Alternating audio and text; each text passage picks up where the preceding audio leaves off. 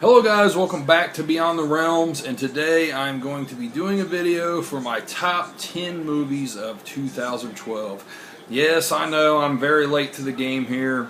Here it is at the end of January and I'm just now doing it, but I've been trying to hold off and see a few last minute films. And I've done that, but with that said, there's several that I missed out on. Now keep in mind, I have not seen Lincoln, I have not seen Argo, The Hobbit, Sinister, Moonrise Kingdom. There's several films that I have not seen, but I had to have a cutoff somewhere, because if not, I'll be all the way into the end of February or March before all these hit Blu-ray and I can finally see them all. So this is just going to be a top 10 of what I've seen so far. And also this year I'm going to do something a little bit different. Last year I did a top 10 horror, or top 10 regular films. This year it's just solely all of them all together. This is going to be one definitive top 10 list. And it's been a bitch to do. It really has. It's been really tough. But I think I've solidified a top 10 that I like. And I'm confident in putting this out there. Now also, I have to also say, this is just my top 10. I don't want, people to think that this is like a definitive top 10 list.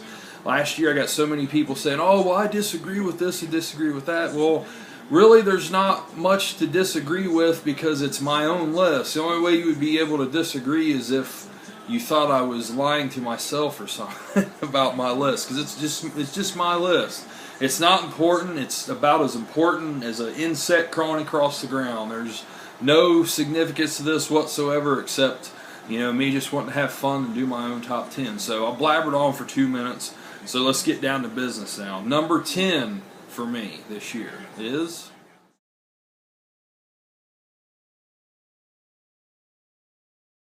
Yeah, I really like The Possession, guys. This is one that I finally just got in to watch the other day, and I really enjoyed it. I thought it had some really creepy moments in it. It's an interesting premise. I like the premise about the box. I thought the little girl did a really good job in it, and there's just some genuinely creepy parts in it to me that really worked all the way around. I was really impressed with it. I thought it was a great film. I wish I could have saw it in theaters, so that's number 10. Number 9 for my top 10 of 2012 is The Innkeepers.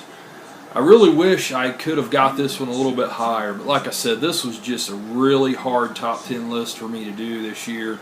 It was brutally hard. And, this is one of my favorite horror films all year long. It hit Blu-ray in February. I know some people put it on last year's list. I put it on this year's list because it was so limited of a theatrical run that I really just considered it, a 2012 release. But I really liked it. I like the subtle nature of this film. I like how Ty West holds back. He's probably is my favorite modern horror filmmaker. I just think the guy's on an incredible streak right now. And I just love his subtle nature and the throwback feel to his films. The films that don't rely on a bunch of gore and just crazy over-the-top stuff. It's more subtle. It takes a while to settle in. And, it's a slow burn type film. I don't mind those so much anymore at all. And this is just a great film in my opinion. So number 9 is The Innkeepers. Now, number 8.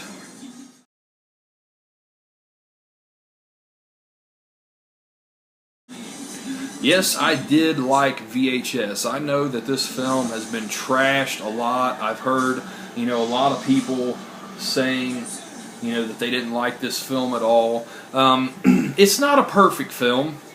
I think some of the segments are certainly better than the others. But I just love the heart and the passion that was put into this.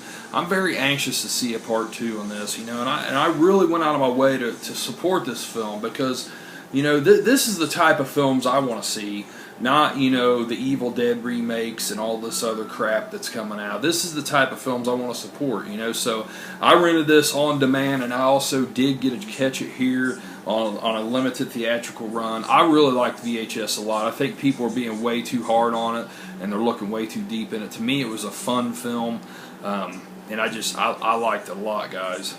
So, let's see. Next up, number 7. This is another one I just recently saw, but I loved it because I'm a sucker for sci-fi films, and it is Looper.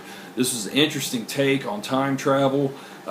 It's just great. You know, Bruce Willis is in the future. His younger self is played by Joseph Gordon-Levitt, and it's amazing the makeup job they did with him to make him look like a younger Bruce Willis. But yeah, just a really cool take on time travel. I really liked it a lot, guys, and you know, I like how they kind of held back on the sci-fi elements in this one. You know, they didn't go too far over the top with it, and it just worked for me. I think it's an excellent film. That was Looper. Number 6. This is another one that moved down a little bit further on my list than what I anticipated when I first saw it, but it's not for lack of liking it at all, because I love this film. I saw this in the theater 3 times. And coming in at number 6 is The Avengers. What a fun-ass movie. I mean, this is how movies used to be all the time. They used to always be fun like this, you know. And I don't think it's a matter of just growing up and getting older. No, this film, you saw it in people. People really had fun with this. And it was just a great, great film. You know, a lot of fun, bringing them all together. They had perfect build-up for this. Marvel is just on a freaking roll. And, you know, this is, I can't recommend this enough. It's just so much fun. So, yeah, guys, that is The Avengers. Now, coming in at number 5 is...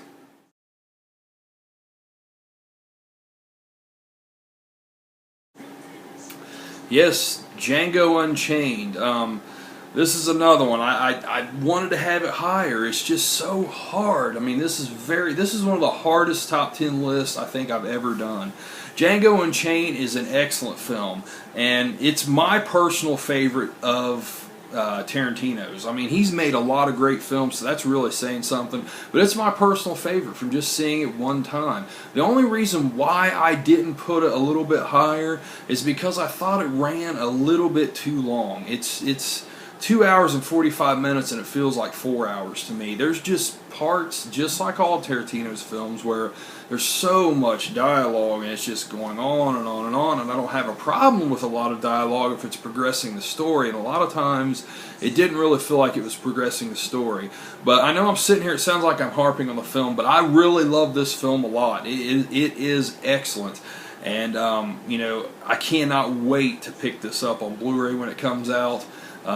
It's going to be a big seller without question, but Django Unchained is a fantastic film, and if you haven't seen it, you have to go see it while it's still in its theatrical run, because the crowd reactions to this film makes it all the more better. So, coming in at number 4 is...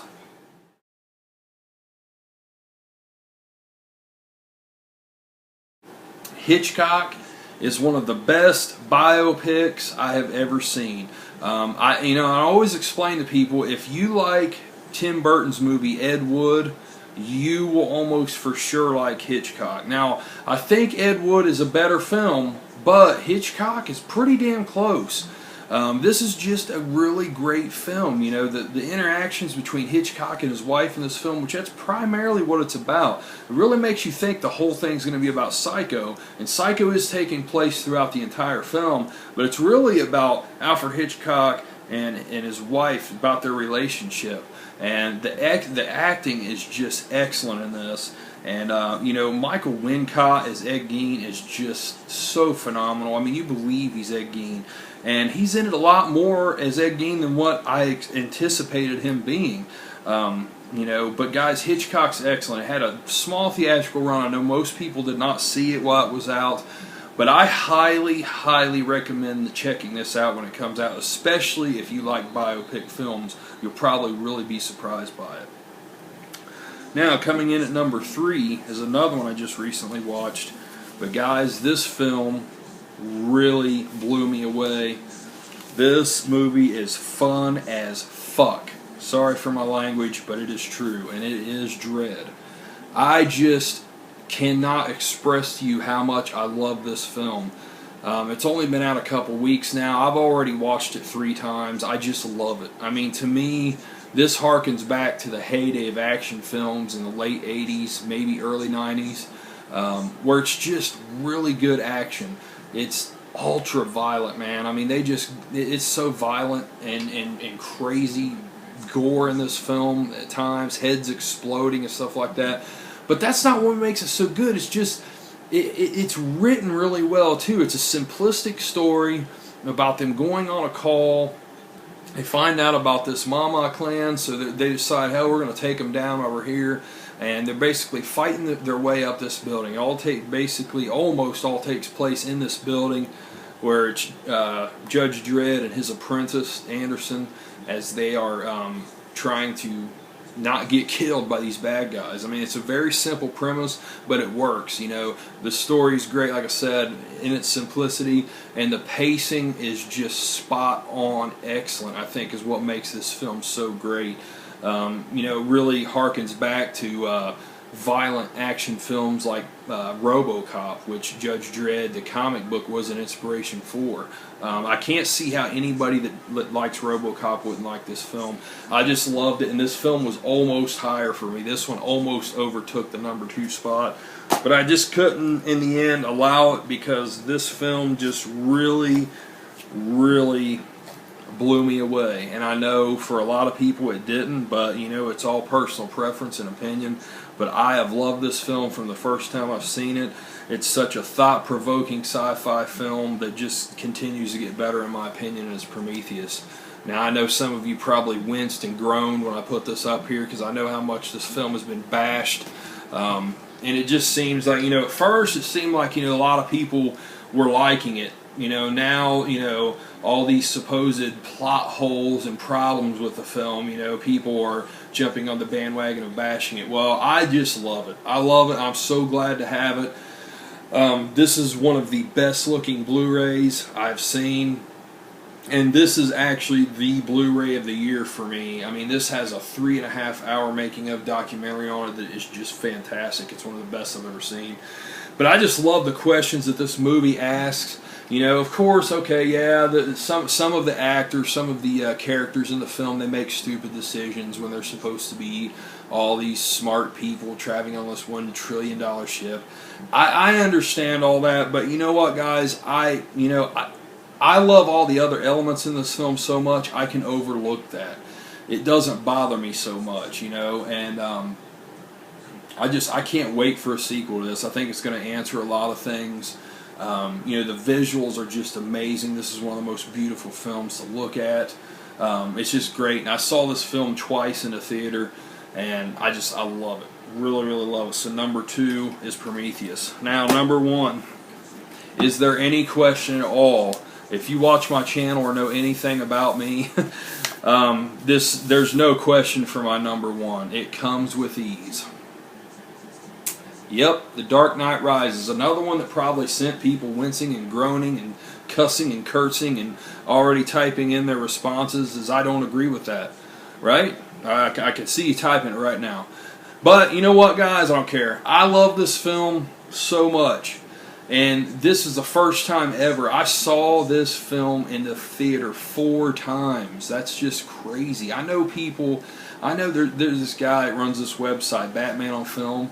I heard him quote as a saying on a podcast that he watched this film 14 times in a theater. Yeah, so I'm not so bad, you know, but I can understand that. I'm not judging him at all because this film was a theater experience. This just blew me away. You know, seeing this opening night with Crazy, it was just, it topped my all-time experience of seeing Grindhouse in the theater. Seeing this at the midnight premiere, you know, sold out theater, everybody's into it, everybody's reacting to it, everybody's having a great time. It's something I'll never forget. And in case you never saw my review, I'll put a link to it right here below. You can check it out if you want to. I have 2 different ones. I have a spoiler-filled and a non-spoiler review. I'll post them right here below in case you care to check them out. But those were cool because we filmed those as soon as we came out of the theater. We were very enthusiastic, and I think they turned out to be pretty fun reviews. But guys, I just can't get enough of this film. I love it. I think it's the perfect wrap-up to the trilogy. For me, it doesn't beat The Dark Knight, but it's damn close. This is just an epic fucking film. I mean, sure, it has little problems here or there. I can understand that. I understand the arguments with the ending. of, you know, how could he get out when they show 3 seconds or 5 seconds or whatever on the clock and he's still in the cockpit. You know, how could he get out and survive that blast? Well, maybe Nolan purposely did it that way so it does leave people to talk. And that's exactly what happened. You know, it's an ambiguous ending without being an ambiguous ending, because I won't say it in case you haven't seen it, don't want to spoil, but the very end, I think it's pretty straightforward. I think it is what it is. I don't think there's any hidden Inception type meaning there at all. So that's just my opinion. But this film is great. Love it so much. It was my #1 film from the moment the credits started rolling opening night, and it was without a doubt not going to change. So yeah, guys, I really hope you enjoyed my top 10 list. Sorry it went on a little long here. But yeah, that's pretty much it for now, guys. I appreciate you all watching, and hopefully 2013 will be as great as 2012 was, because I thought it was an excellent year for movies, and it looks like there's quite a bit of good ones coming up on the slate, so we will see. I'll talk to you guys soon. Have a good one. Later.